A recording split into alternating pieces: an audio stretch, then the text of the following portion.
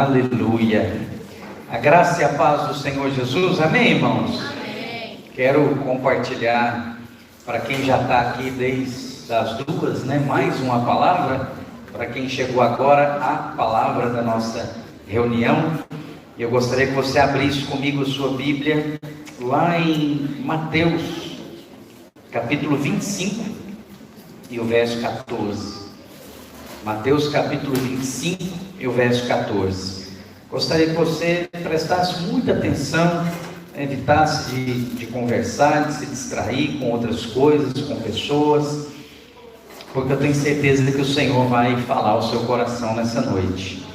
E eu quero falar como o Natan começou a falar aqui, e nós temos inclusive algo importante para fazer depois, que é orar por ele, Não sei se você sabe, mas ele está sendo enviado. Ele vai lá para o norte de Minas, para uma cidade chamada Felisburgo. Fica a 800 quilômetros daqui. Não é próximo, a mãe dele inclusive está aqui conosco, Dona Zélia. E depois no final dessa reunião, no final da palavra, eu quero te dar a oportunidade de você orar por ele e também de ser participante no ministério dele. Amém?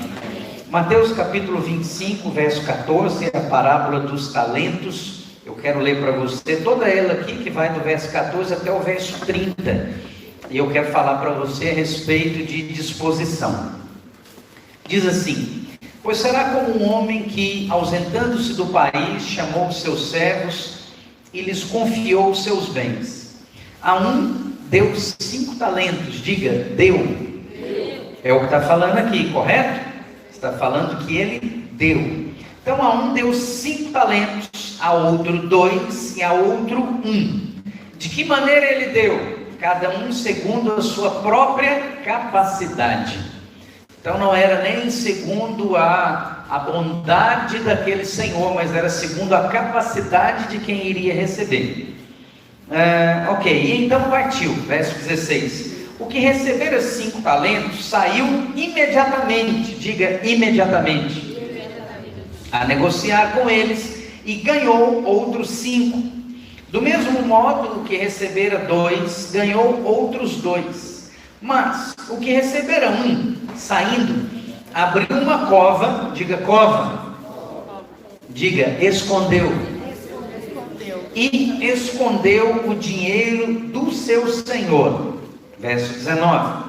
Depois de muito tempo, voltou o senhor daqueles servos e ajustou contas com eles. Então, aproximando-se o que recebera 5 talentos, entregou outros 5, ou seja, mais 5, dizendo: Senhor, confiaste-me 5 talentos, eis aqui outros 5 talentos que ganhei. Disse-lhe o Senhor: muito bem, servo bom e fiel, foste fiel no pouco, sobre o muito te colocarei, entra no gozo do teu Senhor. E aproximando-se também o que recebera 2 talentos, disse: Senhor, 2 talentos me confiaste, aqui tem outros 2 que ganhei. Disse-lhe o Senhor: muito bem, servo bom e fiel, foste fiel no pouco, sobre o muito te colocarei, entra no gozo do teu Senhor. Verso 24. Chegando por fim o que receberam 1 talento, disse: Senhor, sabendo que és homem severo, que ceifas onde não semeaste e ajuntas onde não espalhaste, receoso, escondi na terra o teu talento, aqui tens o que é teu. 26. Respondeu-lhe porém o Senhor: servo mau e negligente, sabias que ceifo onde não semeei e ajunto onde não espalhei? É uma pergunta, não é uma afirmação. Cumpria, portanto, que entregaste o meu dinheiro aos banqueiros, e eu, ao voltar, receberia com juros o que é meu. Tirai-lhe, pois, o talento e dai ao que tem 10. Porque a todo o que tem se lhe dará, e terá em abundância, mas o que não tem, até o que tem lhe será tirado. E o servo inútil, lançai-o fora nas trevas, ali haverá choro e ranger de dentes. Amém? Amém. Aleluia. Feche os seus olhos, vamos orar. Pai, em nome de Jesus, nós oramos nessa noite, pedindo ao Senhor e ao Teu Espírito que nos dê revelação. Espírito de sabedoria e de revelação no pleno conhecimento da Tua Palavra. Fala conosco nessa ministração, fala conosco nessa noite, nos livra de palavras humanas e naturais, mas que nós possamos receber da palavra que vem direto do trono do Senhor, em nome de Jesus. Amém. Já tem um tempo que o Senhor tem falado comigo e me mostrado em fatos pontuais que duas coisas. Primeiro, a única coisa que Ele precisa de nós é da nossa disposição. Se você tiver disposição para fazer a obra de Deus, você não precisa saber fazer. Aliás, você nunca vai saber fazer. Você não precisa ter muito conhecimento, você não precisa ter muita revelação. O que você precisa ter, a única coisa, e quanto mais você tiver, melhor, chama disposição. Se você estiver disposto a Deus agir na sua vida, ou a Deus falar por meio da sua vida, ou a Deus te usar, Ele vai te usar. Basta você querer, basta você desejar. E outra coisa que eu tenho percebido cada vez mais é que Deus usa, e aqueles que mais são utilizados pelo Senhor são aqueles de um talento. Apesar de que aqui o cara de um talento ficou inútil, mas algo que tem nessa parábola é que cada um recebeu um talento. Então, por mais que você possa se sentir pequeno, por mais que você possa se sentir amedrontado, uma verdade é óbvia nesse texto e é óbvia na palavra: todo mundo tem talento, todo mundo recebe um talento. E aqui talento é uma medida, era uma medida física mesmo de algum conteúdo, talento de ouro, talento de prata, mas daqui surgiu a expressão de alguém ter talento, ou ser talentoso. Então você pode usar tanto como para medida, como também para um dom. Você pode colocar aqui o talento sendo também um dom, não está errado. Deus é que distribui os dons, e Ele distribui como Ele acha melhor. Segundo essa parábola, Ele avalia também aquilo que você consegue. Então, por mais que você possa se sentir pequeno, você tem ao menos um talento que foi dado da parte de Deus. Amém? E o que eu observo é que na vida da igreja, as pessoas aparentemente com muito potencial não viram nada, não perseveram, não vão para frente. Por que elas não viram nada? Esses supostamente 5 talentos, porque na sua maioria são muito bons. São pessoas que elas mesmas reconhecem que são boas e que têm muitos talentos. E se tem uma coisa que Deus não usa quando um ser humano tem, ou na medida que ele manifesta, chama justiça própria. Traduzindo para você de uma maneira mais clara, ego, soberba. Alguém que mostra, que aparenta ou que desenvolve soberba na sua vida, a Bíblia fala que Deus não resiste. Mas ao humilde, aquele que talvez até tem 5 talentos, mas ele considera que ele não tem nenhum direito, ele tem meio. Ele está ali pela graça de Deus. Por mais que ele tenha 5, Deus vai lá e acrescenta para ele mais 5. Ele fica com 10, com 15, com 20. E ele vai cada vez crescendo mais. Por quê? Porque ele não se vê ou não pensa de si além do que convém. Então eu queria deixar alguns pontos aqui para você nessa noite, que fala a respeito dessa palavra. O primeiro deles é esse: que todos recebem pelo menos um talento. Todos têm talento. Agora, vamos reconhecer, na vida da igreja como um todo, lá no seu trabalho, na sua família, a maioria é de 5, de 2 ou de 1? O que você acha? A maioria é de 1, não é? A maioria talvez parece que nenhum tem. Mas acredite, se a Bíblia está falando que tem, é porque tem. A maioria é de 1. Então, o que é, o pastor Luiz até escreveu sobre isso, o que é a grande revolução?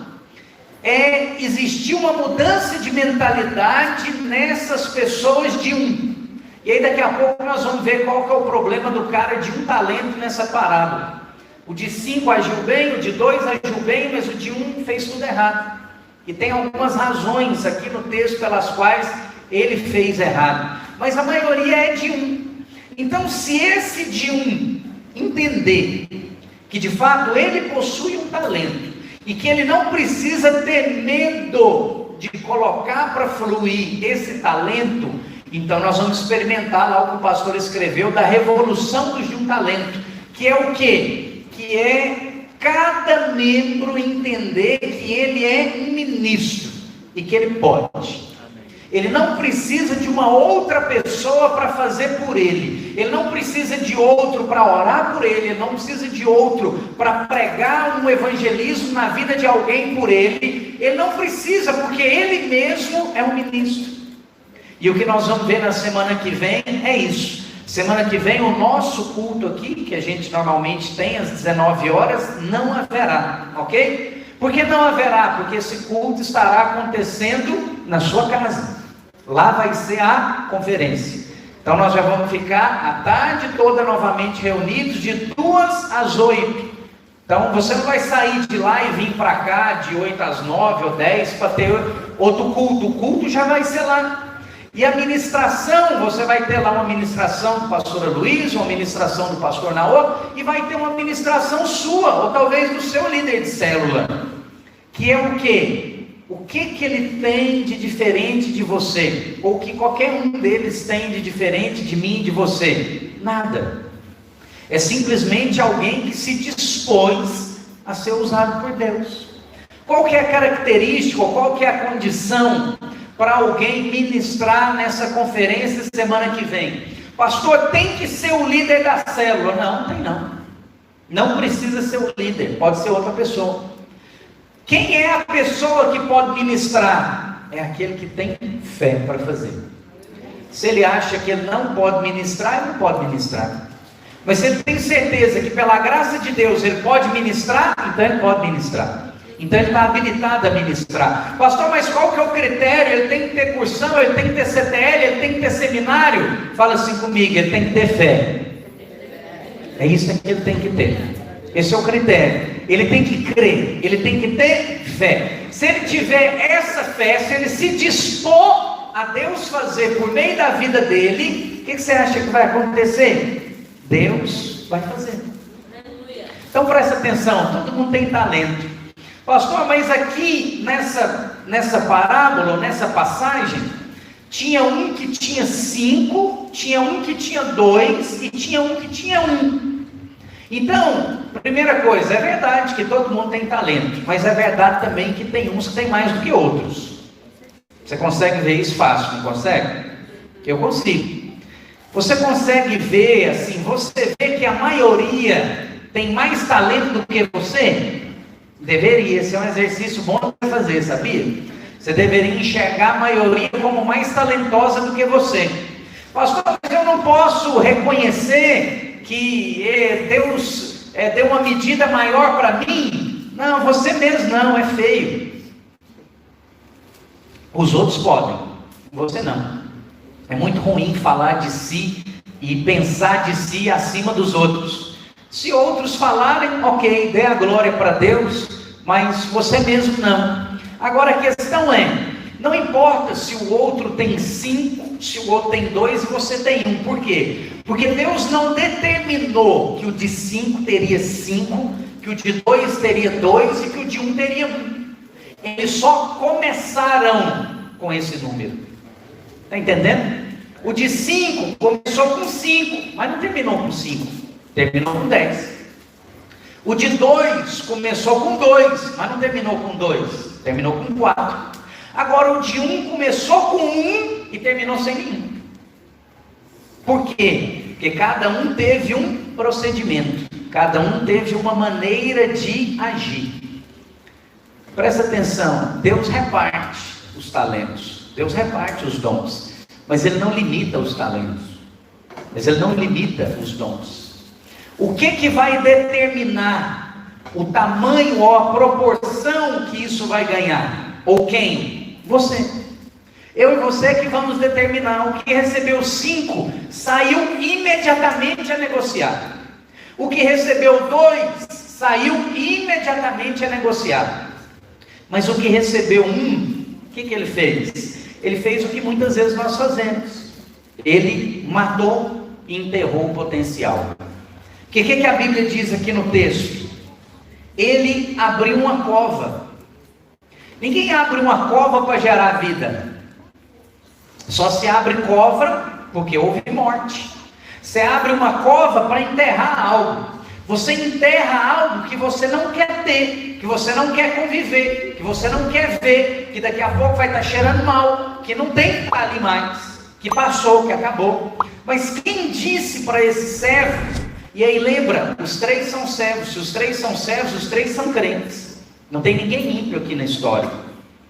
Por que é importante você entender isso? Porque lá no final, você pode ter um entendimento errado se você achar que tem ímpio aqui no meio. Não tem ímpio, todo mundo é crente. Então esse servo de 1 talento, ele imediatamente matou. Não, esse negócio não é para mim, esse trem de talento não é para mim, esse negócio de ministério não é para mim, esse trem de liderança não é para mim, esse negócio de conferência não é para mim. Matou, abriu uma cova, enterrou, e além de enterrar, escondeu. Pastor, quem abre cova já não esconde? Não. Você pode abrir uma cova, pode ter lá uma lápide, pode cuidar da cova, pode pôr planta na cova, pode visitar a cova, mas ele escondeu. Ele abriu uma cova e escondeu, quer dizer, ele nem queria o talento e nem queria que ninguém soubesse que algum dia ele já teve o talento. Está entendendo? Ele fugiu, ele escondeu completamente. Mas por que alguém enterraria um talento que Deus te deu? Por que alguém faria isso? E tem várias razões para fazer isso. Mas com certeza a primeira ou a principal delas é medo. Você sabe, para você pegar algo e negociar, qualquer coisa que você vai negociar, você pode ganhar bastante e você pode multiplicar, como de 5 e o de 2 multiplicado.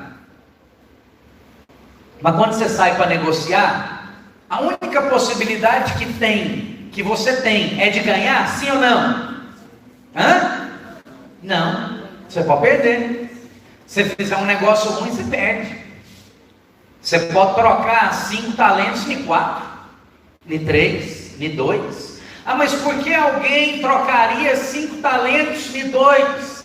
Bom, porque talvez prometeram que aqueles outros 2 iam render mais do que 10. Pastor, quem cai em história dessa? Várias pessoas, todos os dias, em todos os lugares. Na internet está cheio. Entra com 20 reais e você vai receber 1.000, 2.000, 5.000. Aí o sujeito dá o depoimento: eu estou fazendo 10.000 por mês, só com investimentos online. Com uma banca de 20 reais, hoje eu tenho 5.000 por mês. Você fala: uau, vou entrar nesse negócio. Você acha mesmo que existe um negócio desse? Bom, se você acredita, amém, eu respeito. Vai e invista até você descobrir que é mentira. Mas vai te custar dinheiro, você descobrir e você aprender. Se acreditar no que eu já estou te contando, você economiza. Mas tem muita gente que cai nessas histórias. Eu me lembro que teve um pessoal lá em Goiânia, há uns anos atrás, que eles quase quebraram a cidade. A cidade não é pequena, mas eles tiraram dezenas de bilhões de reais de circulação lá da cidade. Como? Vendendo avestruz. Isso espalhou no Brasil inteiro e chegou aqui em Belo Horizonte também. E aí todo mundo comprava avestruz. Por quê? Pensa bem, o Brasil nunca mexeu com avestruz. Por que o cara não mexe com um negócio que a gente conhece? Justamente por isso. O que você conhece, você vai saber que é inviável. O que você não conhece, você acredita que é viável. E aí eles pagavam 30% ao mês para quem investisse. 30%. E aí com o passar dos anos foi reduzindo, mas quando estava pouco ainda era 5% ao mês. E eu lembro uma vez a gerente das empresas do meu pai lá vendeu um apartamento e colocou com eles. E nós falamos com ela: fulano, você é gerente de banco, você é gerente do Banco do Brasil. Vamos raciocinar aqui. Você é gerente do Banco do Brasil, o Banco do Brasil tem mais de 100 anos, é um banco do governo. Se você pegar esse dinheiro e pôr na mão do Banco do Brasil, quanto que ele te paga? Vai me pagar 1%, 1,2%, por que você vai acreditar que o Zé Prequeté, que chegou aí agora, vai te pagar 5% ao mês? E é verdade. Porque o fulano já recebeu, porque o ciclano já recebeu, porque o Beltrano já recebeu. Sim, recebe, os primeiros que entram recebe, lucra, mas o último a sair apaga a luz. E assim foi. E aí ela perdeu o apartamento, e os outros perderam fazenda, e perderam chácara, e perderam casas, e perderam a vida, que suicidaram, de gente que ficou louca. Por quê? Por causa de promessa. Então, quando você sai para negociar algo, você pode ganhar muito, mas você pode perder tudo. O que vai determinar se você aceita risco ou não?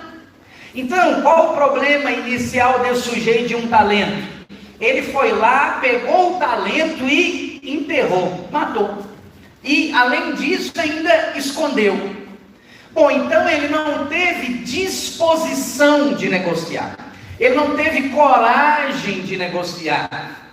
Por quê? Porque ele não quis correr nenhum risco.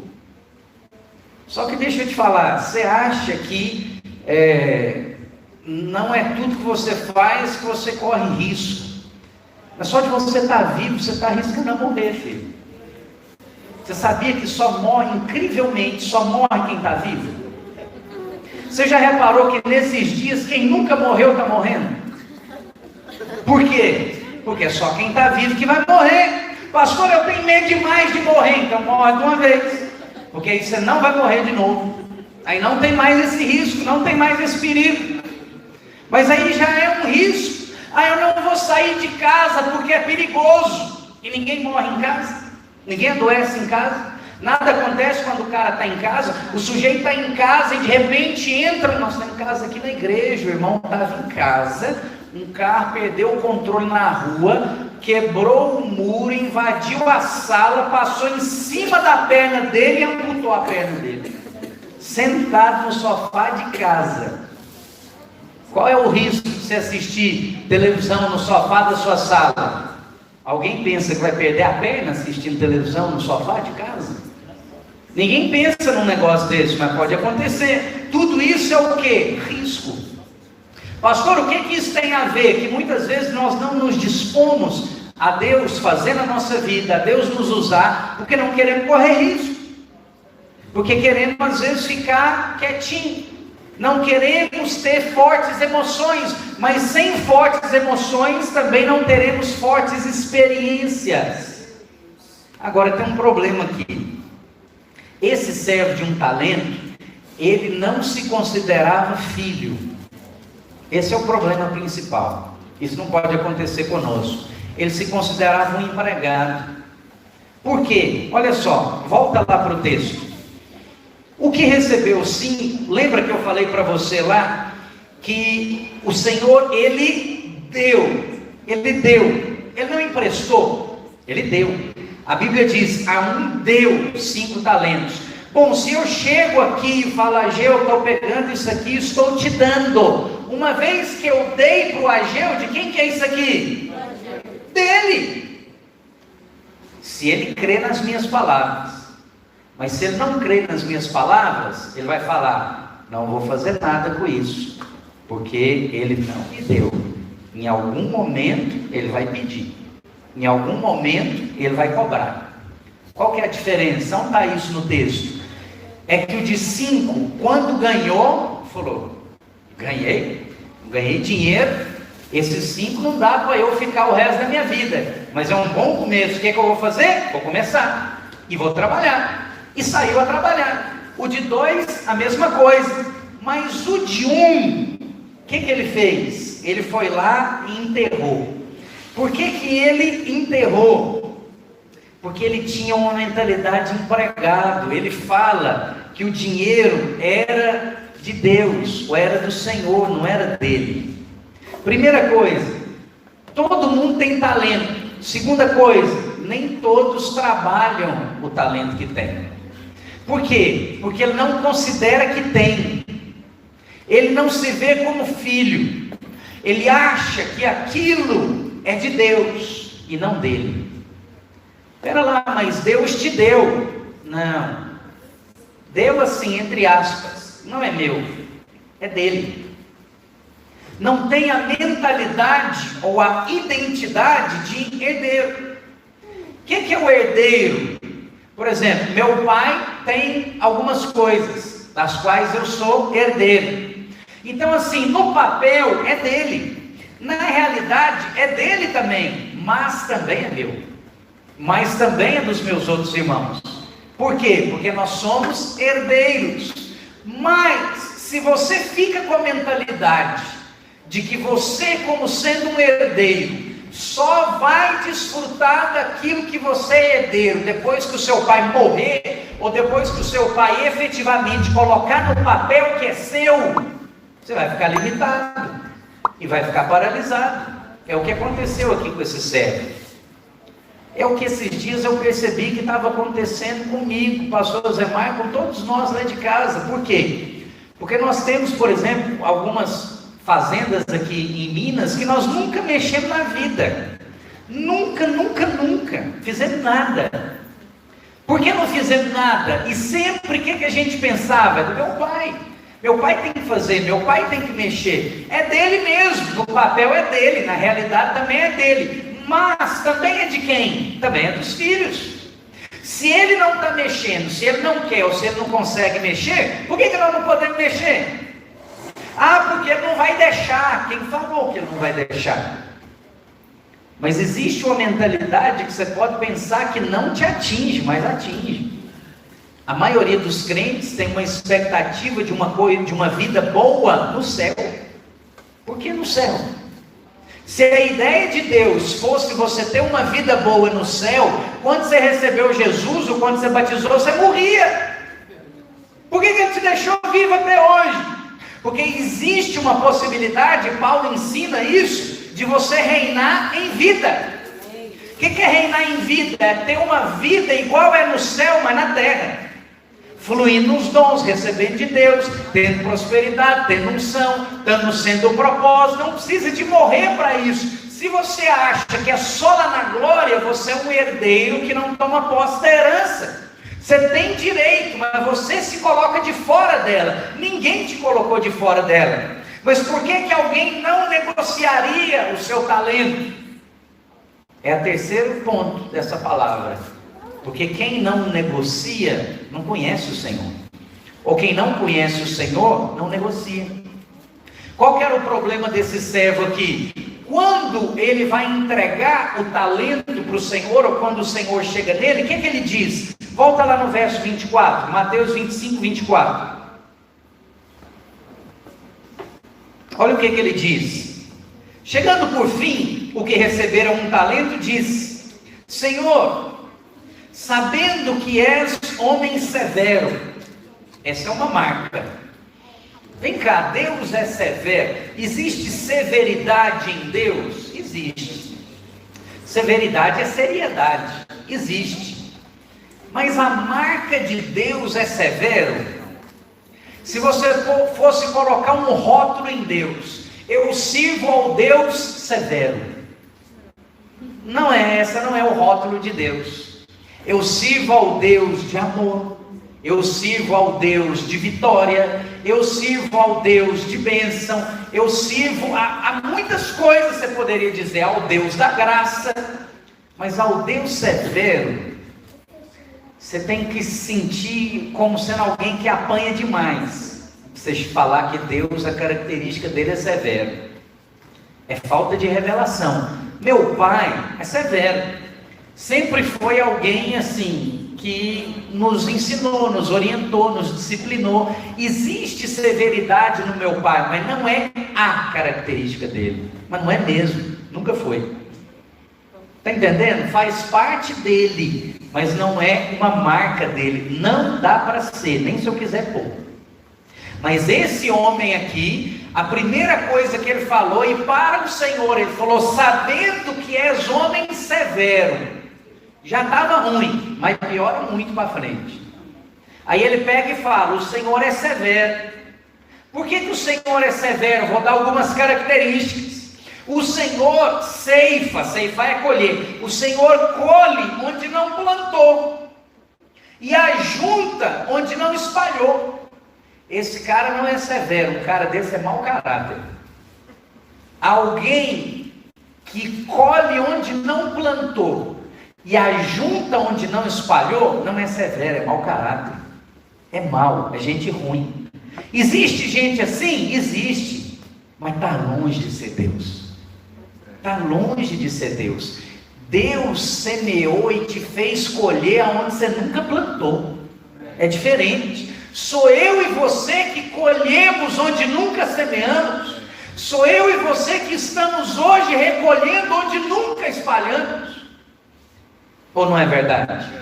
O Senhor fez isso, e você está colhendo o que o Senhor fez. O que você fez para estar onde você está? Nada. Você não fez nada. Você está só ganhando, você está só colhendo, você está no lucro, e você está colhendo de coisa que você nunca plantou na vida. Então essa característica não condiz com Deus, essa apresentação não condiz com Deus. Esse servo tinha uma imagem completamente errada de Deus, e o Senhor dá para ele a dica aqui no texto. No verso 26 o Senhor fala: servo mau e negligente, sabias que ceifo onde não semeei e ajunto onde não espalhei? Interrogação. Você sabia disso? Como você sabia disso? De onde você tirou, filho, essa ideia de que eu sou dessa maneira? Quem fez essa apresentação minha para você? Aí a Bíblia diz que, sabendo disso, ele receoso. O que é ser receoso? Com medo.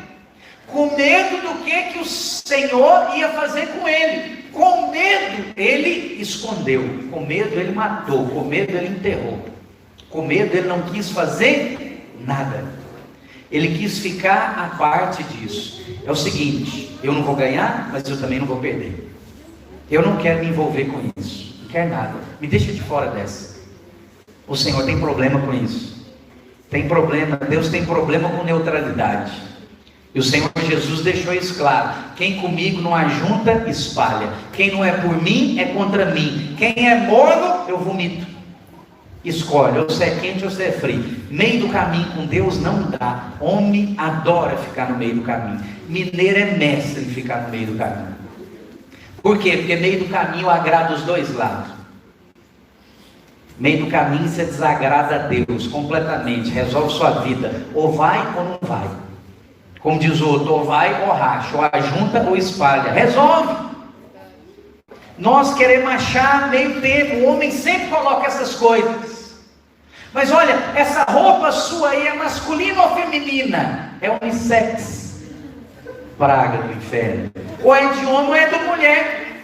Escolhe qual é unissex. Eu por acaso eu sou unissex? Eu sou um anfíbio agora? Eu sou assexuado? Para que eu vou usar uma praga dessa? Pastor, mas que ignorância, meu Deus do céu, você é um ogro. Não, eu sou crente. Aleluia. E a Bíblia fala que criou homem e mulher, não tem invenção de moda no meio do caminho. Assim mesmo, é as duas coisas. Ou é um ou é outro. Pastor, mas isso é muito extremista, eu acho muito bíblico. Amém. É só você olhar para as Escrituras, porque é assim. O que impediu esse servo de sair para negociar o seu talento? A imagem errada que ele tinha de Deus. Ele não conhecia a Deus. E por não conhecer a Deus, ele não confiou que Deus estava dando para ele o talento. Por quê? Olha só o que ele faz.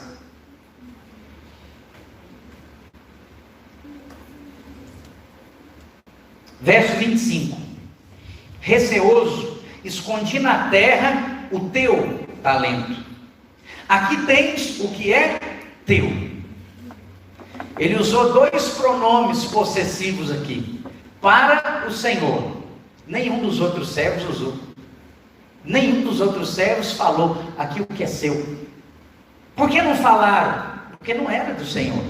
Lá no início da parábola, o Senhor deu. Se deu, está dado, filho. É seu.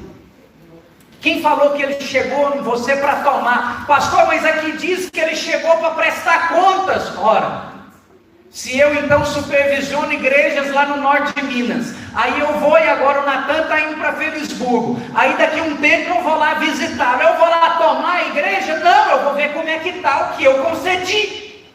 Eu não estou indo lá para tomar, eu só quero saber como é que está o que foi confiado. Foi isso que o Senhor foi fazer. O que eu te dei, o que eu confiei para você, deixa eu ver como é que está. E aí os servos fizeram direitinho. Olha aqui, o Senhor me deu 5, tem aqui mais 5 que eu ganhei. Estou te apresentando. Aonde na Bíblia fala que o Senhor foi lá e pegou os 5? Ou pegou os 10? Não pegou. Ele mostrou e o Senhor, ok, muito bem, vamos embora, vamos caminhar. Mostrou os dois, aqui tem mais dois. O Senhor pegou? Não pegou. Ok, muito bem, vamos caminhar. Aí o que o de um fez? Está aqui, ó, sabendo que o Senhor é severo, é mau. O Senhor colhe onde não semeou, o Senhor ajunta onde não espalhou, com medo eu enterrei. Toma aqui o que é seu. Nunca foi dele, nunca foi do servo. Ele não entendeu que o Senhor estava dando para ele. Por quê? Porque ele não conhecia o Senhor, porque ele não acredita no Senhor. Então ele achou que era algum tipo de pegadinha do Senhor com ele. Ele vai me tomar no final. Tomou mesmo, porque o que eu temo é o que me sobrevém, como diz lá em Jó. Está com medo de perder, medo de perder, medo de perder, perdeu. Por que não saiu a negociar? Porque na cabeça dele o talento não era dele, o talento era de Deus. Eu não vou sair para negociar com o dinheiro dos outros, ainda mais alguém ruim.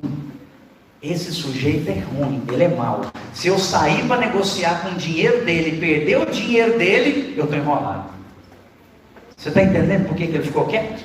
Você está entendendo por que ele não quis negociar nada? Mas os outros não falaram, toma aqui o que é teu. E nem o Senhor pegou nada. É interessante isso. E aí eu quero ir para o quarto e último ponto, que é: quem tem mais, recebe mais. Parece injusto, né? Mas aí aquele que tem mais, ao invés de ter uma certa distribuição, porque o que as pessoas acreditam muito, e quem está entrando muito no meio das igrejas? É a mentalidade socialista, comunista, esquerdista, taoísta que você quiser, pode ser satanista também. Que é o quê? Vamos distribuir igualmente. Parece mais piedoso, não parece? Porque assim, bom, se o Ageu tem R$1 milhão e eu estou precisando da ajuda do governo, está errado. Está errado, distribui. Distribui, você não precisa de 1 milhão, fica com 50 mil. E vamos colocar mais uns 10 mil na mão de todo mundo aqui, ou mais um tanto para todo mundo. E mais gente fica feliz. Parece mais correto, não parece não?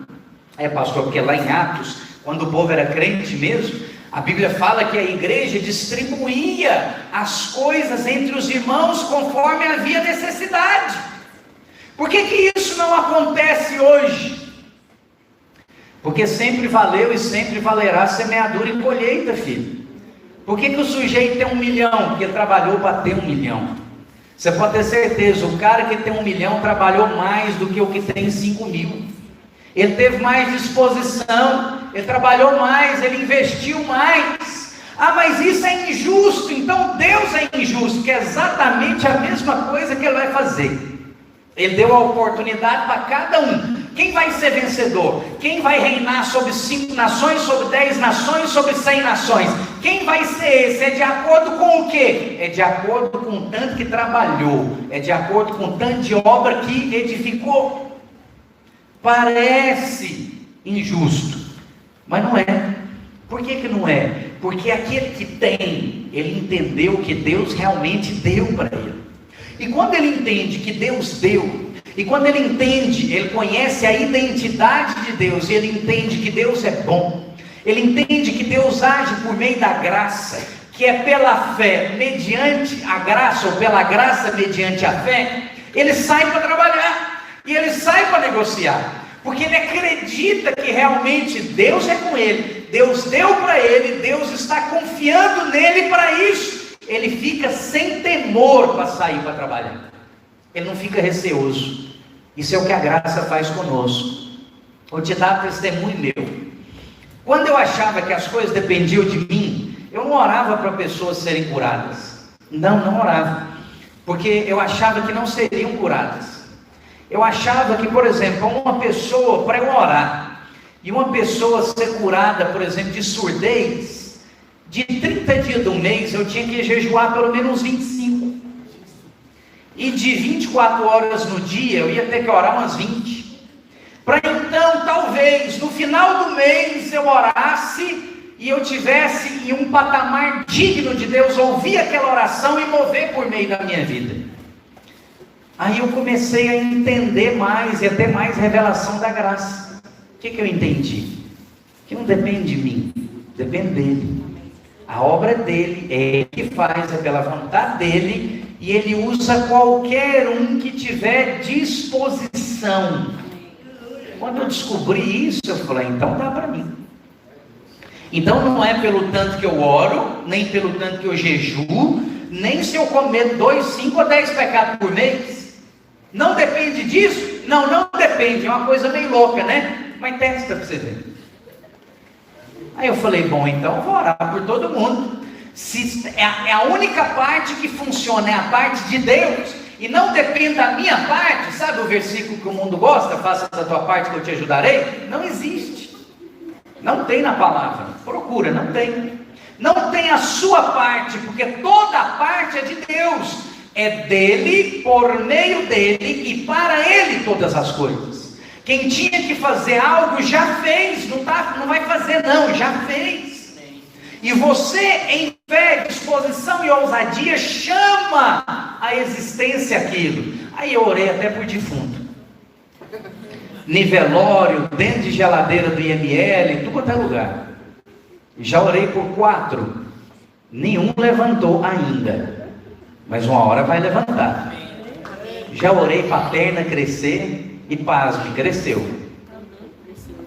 Cresceu, está gravado, testemunhado, o irmão está aí para te contar. Surdo já ouviu. Estou atrás de um cego, nunca consegui que um cego enxergasse comigo, mas já tentei, já passei vergonha grande orando por cego. Já orei na frente de 600 pessoas, num culto lotado, lá no outro prédio que a gente tinha, e não aconteceu nada, mas eu orei. Eu fiquei ativado, a igreja ficou ativada. Ah, pastor, mas não aconteceu. Mas aí nem se acontecesse. E se tivesse enxergado, você já pensou mover? O que eu perdi não acontecendo nada? Nada, só queimou a cara uns minutinhos, depois passa. Você só fica com vergonha, não tem mais nada. Só que eu ter passado vergonha na frente de 600, ativou todo mundo a passar vergonha na frente de 3, de 2, de 5. Está entendendo? Por quê? Porque quando alguém passa uma vergonha gigantesca, você anima de passar uma miudinha. É ou não é? Eu animo. Eu se vejo um cara passando uma vergonha dessa, fala, aqui vai ser pouquinho. E aí você desenvolve mais disposição. E acredite em mim, a disposição é a chave. Lembra que eu falei que todo mundo aqui é crente? Mas no final, o texto termina esquisito, né? Aqui no final fala, verso 29, porque a todo o que se lhe tem, lhe dará, e terá em abundância. Parece injusto, mas não é. Por quê? Porque aquele que sabe que tem, e reconhece que tem, ele começa a receber mais. Ele sabe que tem e reconhece que tem, mas ele reconhece que é pela graça. Eu gosto do nosso pastor Ricardo Delfino, lá de Ipatinga. Porque Ipatinga é uma cidade rica, né? E a nossa igreja lá tem irmãos muito prósperos lá também. E a gente ficava sempre falando com ele assim, seu povo aí é rico, a igreja é rica e tal. E aí, assim, qual que é a atitude da maior parte das pessoas? Não, para com isso, não é isso não. Eu recebo, tomo posse, parará. Aí de uns tempos para cá ele mudou. Eu lembro que estava lá no Montes Claros ainda, eu fui recebê-lo lá para um seminário que a gente fez, para falar justamente de prosperidade. Aí eu falei assim, esse aqui é o pastor Ricardo, ele é pastor da nossa maior igreja de Minas, da mais rica de Minas. Ele falou, amém, sou mesmo. Eu falei, você mudou, o que foi? Você não refugou? Ele falou, não, é verdade mesmo. É verdade. Eu falei, você recebe, né? Não, já recebi, é verdade mesmo. O que é isso? Aí você pensa, isso aí é presunçoso. Não, mas Paulo falou, trabalhei mais do que os demais. Só que aí o que ele fala? Não eu, mas a graça de Deus que está em mim. Mas está certo você falar, sabia? Irmão, você tem o dom tal, tem mesmo. Deus é muito gracioso comigo. Completa, não fica só no tem não, que vai ficar esquisito mesmo. Tem mesmo, Deus é muito gracioso comigo. Deus me ama. Tem problema de você fazer isso? Não. Ao que tem a clareza do favor, mais favor recebe.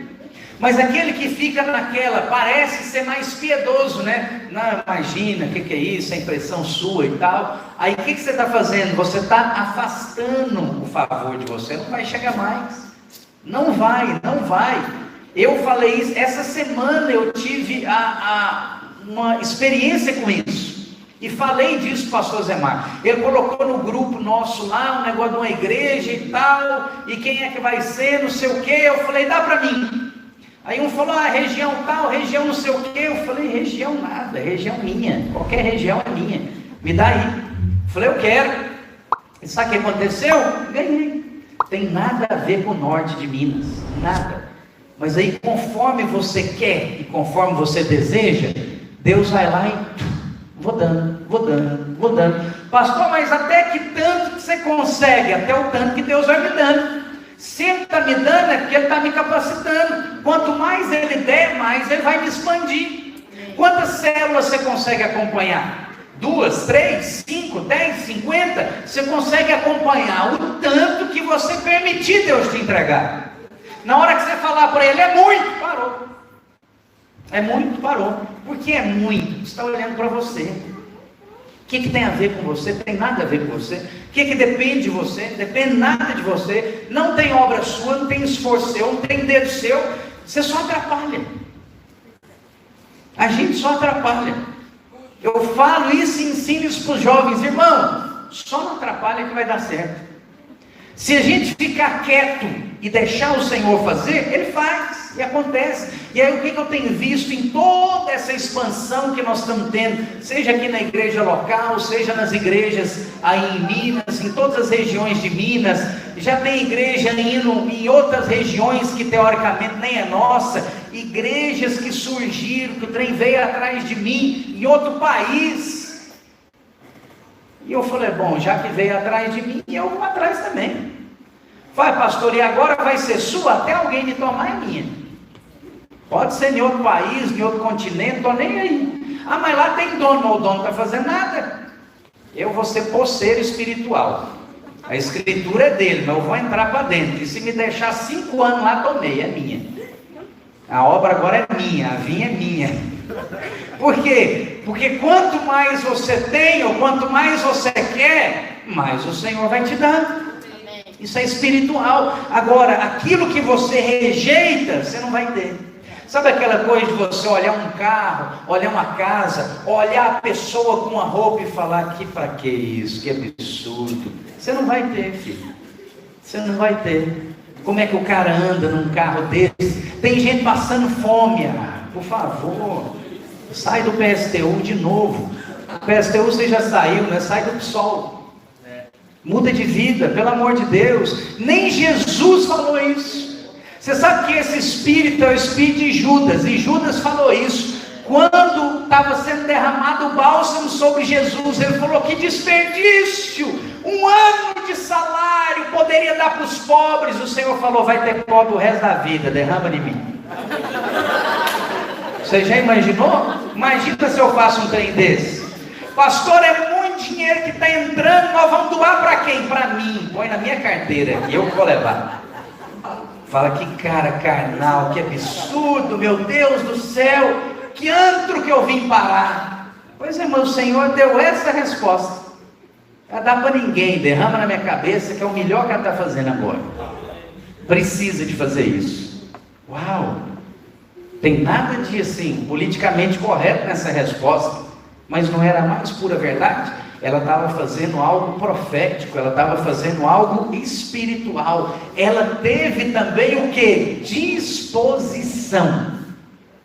Por quê? Porque aquele bálsamo que ela estava quebrando, talvez você não sabe, ela era uma jovem solteira. As jovens solteiras usavam como se fosse um colar, onde ela carregava um frascozinho com aquele perfume, igual ela tinha, com aquele nardo. E aquilo era para ungir a cama dela, no leito de núpcias dela. Não tinha tampa, você quebrava. Você viu que a Bíblia fala que quebra e derrama? Então ela quebrava e derramava. Uma vez que quebrou, não tem jeito de guardar, você vai ter que usar tudo. Mas era para uma ocasião específica. Qual? O dia que Deus me der um marido, na noite que eu me entregar para Ele, eu vou ungir a nossa cama. O que aquela irmã estava falando? Eu abro mão até da minha vida, do meu casamento, da minha família, para honrar o Senhor. Essa é o tamanho da disposição que ela teve. Judas olhou só o valor, porque assim, o mercenário olha só o valor. Mas não é só o valor monetário que importa, o afetivo ou espiritual importa muito mais. Ela estava ofertando ali o casamento dela, assim como a viúva que o Natan pregou, não estava ofertando as 2 moedas, ela estava ofertando a vida dela. Viúva não podia trabalhar, ela não tinha filho, ela estava condenada a morrer de fome, ela ia morrer. O que ela fez? Morro, mas morro com o Senhor, morro entregue nas mãos do Senhor. A minha vida está representada nessas 2 moedas, toma. O que você acha que o Senhor falou? Ela deu mais que todo mundo, porque os outros jogavam aqueles tufão de nota lá dentro, jogavam muito dinheiro lá dentro, mas não representava nada, não significava nada. Mas ela deu algo que representava a vida dela. Disposição, irmãos, é a chave. Disposição é a chave para o Senhor mover na nossa vida. E aí eu queria que você ficasse de pé. Os irmãos do louvor podem subir até aqui, porque até baseado nessa disposição, eu queria chamar o Natan aqui. E pode vir aqui, vocês que estão presentes, da família, a mãe, o tio, por favor. Pode vir para cá para nós orarmos por ele também. Por quê? Porque o que nós estamos fazendo aqui hoje? Nós vamos orar enviando um jovem que tem disposição. Disposição, e é isso. Nós tivemos várias conversas, oramos, e assim, no final das contas, o que precisa ter? Às vezes a gente fica pensando muito e avaliando muito, mas o que precisa ter é só o que ele está tendo, disposição. Vai. O que tem para perder? Tem o que perder. Com o Senhor você nunca perde, nunca. Em algumas dessas conversas ele falou comigo: pastor, mas eu já fui lá para Congonhas, eu já fui lá para Pouso Alegre. Para onde mais você foi? Tinha outro lugar, Unaí, e tipo assim, e não funcionou. Por que agora eu vou para Felisburgo e vai funcionar? A questão é, quem falou que não funcionou? Quem deu o veredito que não funcionou? Porque eu tenho certeza que hoje o jovem que está indo para Felisburgo não é o mesmo que foi para Congonhas. Amém. Não é o mesmo que foi para Pouso Alegre. Não é o mesmo que foi para Unaí. Porque todas essas experiências engrandecem você. Todas essas experiências forjam em você um caráter, falam a seu respeito um testemunho. E assim, eu queria que você tivesse revelação no seu espírito da importância do que nós estamos fazendo aqui e da disposição que envolve isso. Naturalmente, nenhuma pessoa, nenhum jovem na idade do Natan é a pessoa mais apropriada para estar aí na frente de uma igreja. Não é. Mas o que o Senhor já avisou, e é o que nós constatamos em todo o tempo: a seara é grande, mas os trabalhadores são poucos. Quais os trabalhadores que Deus usa? Aqueles que agem igual Isaías. O Senhor estava perguntando no céu: a quem enviarei? E aí o profeta falou: eu estou aqui, Senhor, pode me enviar. Ele não quis saber o que precisava, qual era o critério, não quis saber de nada. Em outras palavras, ele falou: eu tenho coragem. Davi, por que Davi foi lá guerrear contra Golias? Ah, pastor, porque ele era muito corajoso, porque ele era muito cheio do espírito. Ele teve a coragem de enfrentar, mas ele ganhou, não foi na pedra que ele lançou, ele ganhou na palavra que ele liberou. Golias zombou dele, e muitos zombam de uma atitude como essa. Muitos familiares dele estão zombando dele, falando: você vai estragar a sua vida, você vai lá ser explorado, você vai lá ser escravo de igreja e de pastor, você vai mais uma vez levar prejuízo. Zombam. Golias fez isso. Golias falou: você está achando que eu sou um cachorro para vir com pedra e pedaço de pau para cima de mim? Mas eu sou um guerreiro, você me respeita. O que Davi fez? Você pode vir do jeito que você quiser, você está vindo lá em cima de mim, você está vindo em cima de Deus. Eu já vou te avisar, hoje mesmo eu arranco a sua cabeça e penduro lá no meio do arraial, para todo mundo saber que tem um Deus que manda nesse lugar. Qual que era a clareza dele? A mesma clareza que hoje o Natan tem. Não sou eu que estou enviando, não é a Vinha Minas Gerais que está enviando. Quem vai estar lá com ele todos os dias é o Senhor. O Senhor é que vai estar lá com ele. Agora, tem algo mais poderoso e precioso do que isso? Os líderes que estão aqui, eu falei, compartilhe os seus áudios, escreve para mim, me fala o que você quer. O Natan o tempo todo falou: eu quero ser discipulador esse ano. Aí lembra, eu falei para os irmãos, eu estou debaixo de uma palavra, Deus falou comigo, e se falou comigo, escorre para você, eu vou te surpreender. Eu estou sendo o tempo todo esse ano surpreendido por Deus. Aí o que Deus fez com ele? Não vai ser discipulador, vai ser obreiro, vai ser alguém que está à frente de uma obra. O que é isso? É ser um obreiro. Quem vai ser o nosso obreiro da vinha lá em Felisburgo? É ele. Mas ele queria, entre aspas, ser só discipulador. Mas Deus fala: eu vou te surpreender. Aleluia. Eu vou fazer ainda mais, infinitamente mais, do que tudo quanto você pensa, pede ou imagina. Eu queria contar com a sua oração por ele.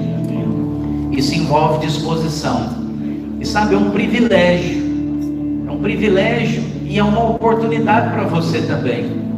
Porque, pastor, o que eu preciso fazer para hoje ou amanhã eu estar no lugar dele, indo assumir uma obra em algum outro local, ou até mesmo em um outro país?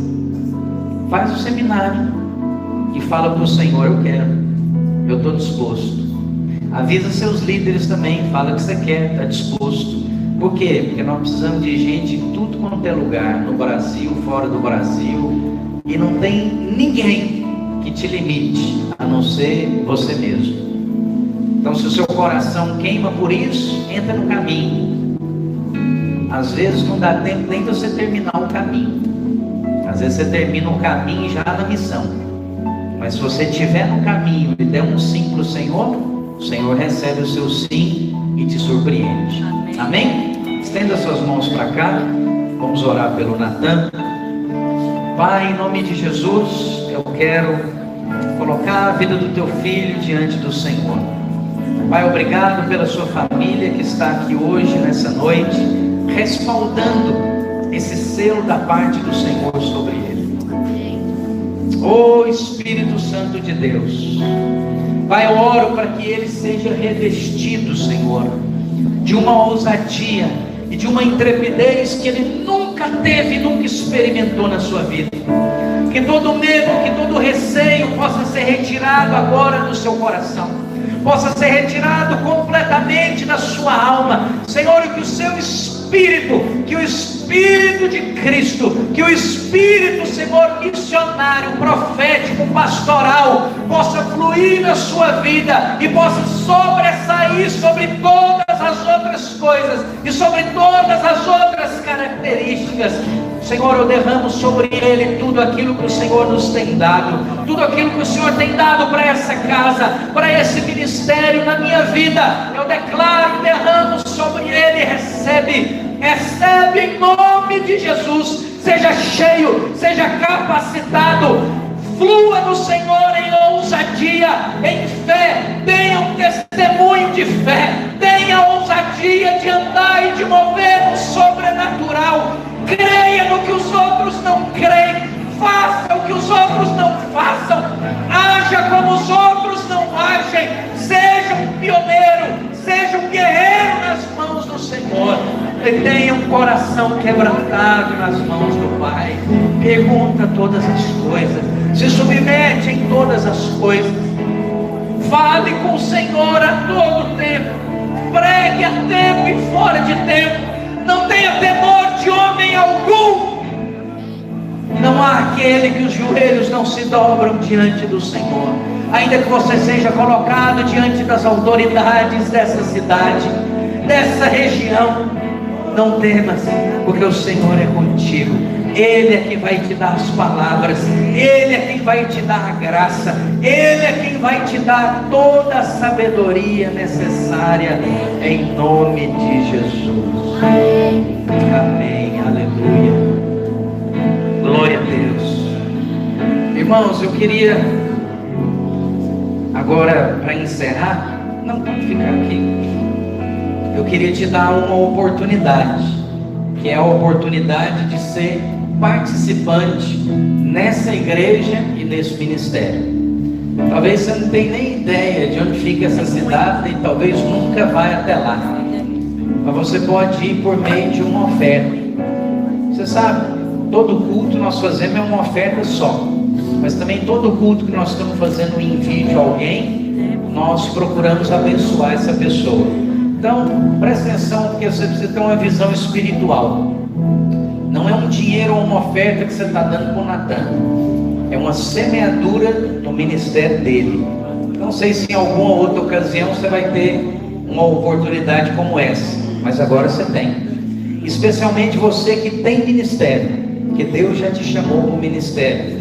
Gostaria que você aproveitasse essa oportunidade e fizesse o maior investimento possível que você pode fazer na vida dele. Amém? Assim nós estamos encerrados para a glória de Jesus.